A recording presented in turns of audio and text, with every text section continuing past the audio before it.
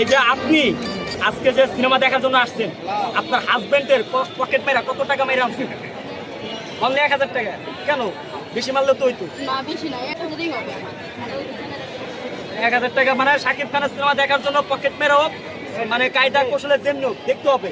এলা পকেট মারা কি চুরি করলে না চুরি করলো, মানে সেটাই আর কি, মানে চুরি করে হলেও দেখতে হবে আর কি। মানে শাকিব খানের সিনেমা মিস করা যাবে না ভাই।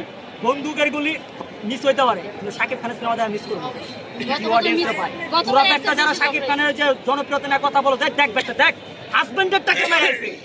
আমার তো আপু বুঝছেন খুব ভয় লাগে, কিনলে জানেন এই যেমন আপনি আপনার হাজবেন্ডের টাকা মেরাইছেন না, আমি আবার যাকে ক্লিয়ার করবো সে যদি আবার আমার পকেট মেরে আবার সিনেমা দেখবে অবস্থা খারাপ আছে, আমার ভয় লাগে।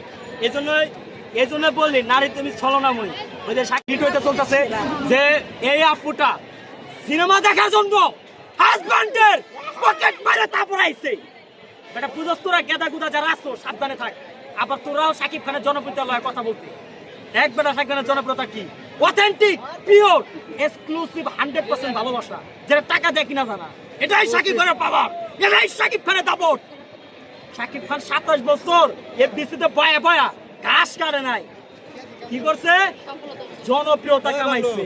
এটাই সে জনপ্রিয়তা। দেখতে পাবেন তারা দেখলে তো ফিল পাবেন। আমি নিশ্চয়টা চাই।